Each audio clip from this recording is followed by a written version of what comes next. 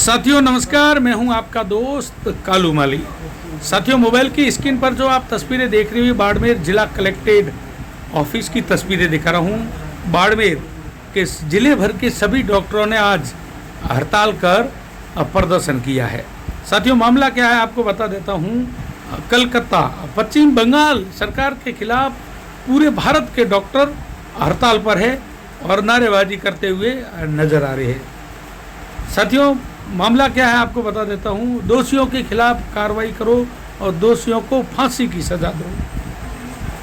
कोलकाता में resident doctor के साथ बलात्कार कर हत्या के विरोध में जिले भर के डॉक्टरों ने हड़ताल की और आज हड़ताल पर है और प्रदर्शन करते हुए नजर आ रहे हैं। राजस्थान के मुख्यमंत्री और पश्चिम बंगाल के मुख्यमंत्री के नाम आज बाड़मेर के जिला कलेक्टर को ज्ञापन सौंपकर कलेक्ट्रेट के बाद प्रदर्शन किया है।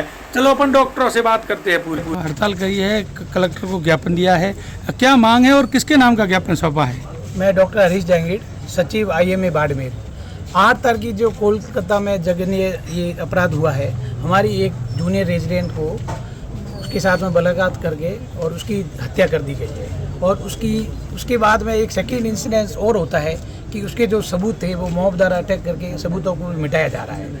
और पूरे हिंदुस्तान में हम इंडियन मेडिकल एसोसिएशन के तहत पूरे हिंदुस्तान में आज बंद का आह्वान किया गया है, जिसमें private doctors, Indian medical association सदस्य, हमारा जो टीचर्स एसोसिएशन सारे, अरिजदा, हमारे पैरामेडिकल्स, नर्सिंग्स और हमारे को पूरे समाज का, क्योंकि वह डॉक्टर एक डॉक्टर नहीं, महिला डॉक्टर नहीं थी, वो एक समाज की बेटी भी थी।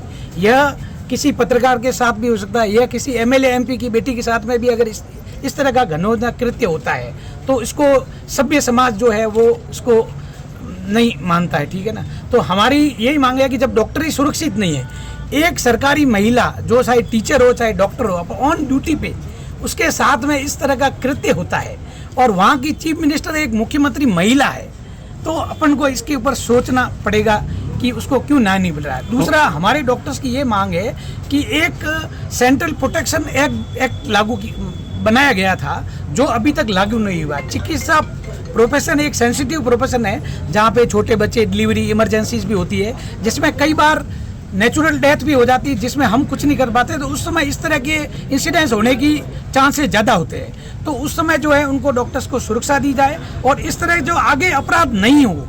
ये हत्या हुई, हम लोग सब लोग सड़कों पे है, हमें हॉस्पिटल के अंदर होना चाहिए, हमें मरीजों के साथ होना चाहिए, लेकिन पूरा हिंदुस्तान आज सड़कों पे है और सारी महिलाएं आज हमारी रेजिडेंट डॉक्टर्स है वो इतनी दुखी है। आप अगर उनके बाइट्स लोगे तो पता चलेगा कि वो खुद डर रही है कि हम कैसे जाके इलाज करें। वो तो जब इलाज करने वाला ही डरेगा, जब पुलिस वाला ही अपराधी से डरेगा तो पुलिस क्या पकड़ेगी।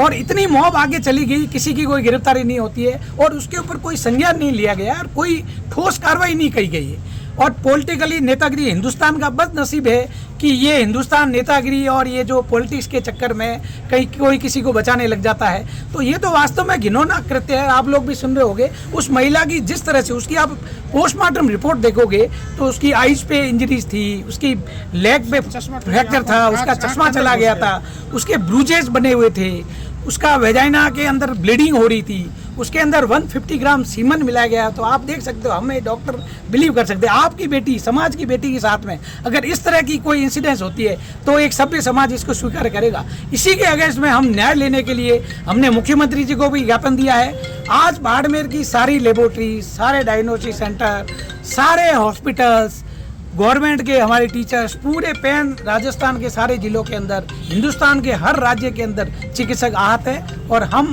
न्याय की मांग करते हैं कि आगे इस तरह का एक्ट बनाया जाए जिससे इस तरह की घटनाएं नहीं हो और किसी की निर्दोष बहन बेटी, चाहे वो किसी भी प्रोफेशन में वर्किंग फीमेल्स है, वो अपने कार्य क्षेत्र में वहाँ जाके आराम से काम कर सके। हमारी साथ में ये भी मांग है। ठीक है, धन्यवाद। आज कलेक्टर साहब को ज्ञापन सौंपा है, आप प्रदर्शन भी कर रहे हो, क्या मांग है और कहाँ का मामला है?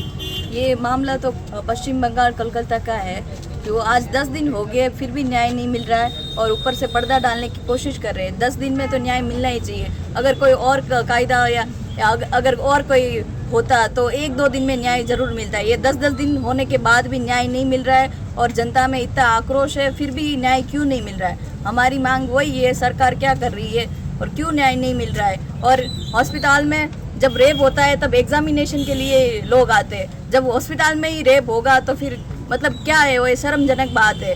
मतलब वर्किंग प्लेस ही सेफ नहीं है, जब डॉक्टर ही ऐसा अनसेफ फील करेगा तो दूसरों का क्या इलाज करेगा। तो हम वही मांग कर रहे हैं, जल्द से जल्द न्याय दो, और ये सेंट्रल प्रोटेक्शन एक्ट है उसका भी अमल जरूर तुरंत किया जाए। बंगाल प्रशासन ने क्या कार्रवाई की अभी तक? अभी तक तो कुछ किसी ने एक जन पे सब डाला हुआ है और कोई कार्यवाही सामने आई नहीं है। हाँ, और एविडेंस को भी छुपाने की कोशिश की हुई है। ठीक है। जहाँ घटना हुई थी उस घटना का जो हाँ सर, जो वहाँ का सर्वर रूम, सीसीटीवी का जो सर्वर रूम है उसके हार्ड डिस्क तक जला दिए गए। 7,000 की मॉब रात में हॉस्पिटल के ऊपर हमला करती है। रेजिडेंट जो स्ट्राइक पे बैठे थे उनका टेंट फाड़ देती है, उनको भगा देती है मार पीट के, और हॉस्पिटल अंदर घुस के जहाँ घटना हुई थी उस घटना स्थल को जला दिया जाता है और सर्वर रूम के सारे जो हार्ड डिस्क थे वो नष्ट कर दिए जाते हैं। तो ये इससे चिकित्सक समाज में बहुत मतलब क्या बोलते हैं, मतलब इतने भय और आक्रोश है कि अगर इस तरह से लोग सबूत मिटा देंगे तो फिर कानूनी कार्रवाई कैसे होगी।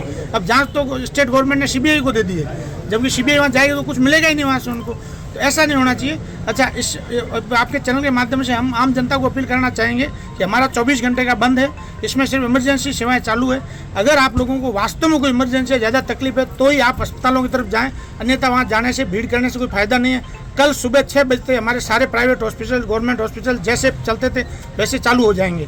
तो तब तक के लिए हम जनता को हाथ जोड़ के विनती करते हैं, और हम इसलिए आपको भी कहते हैं आप भी हमारे सपोर्ट में आएँ और इस व्यवस्थाओं को चलाने में प्रशासन का, सरकार का सहयोग करें, और सरकार से अपील करें कि जल्दी से जल्दी न्याय हो और सेंट्रल प्रोटेक्शन एक्ट को इम्प्लीमेंट किया जाए। धन्यवाद। शुक्रिया।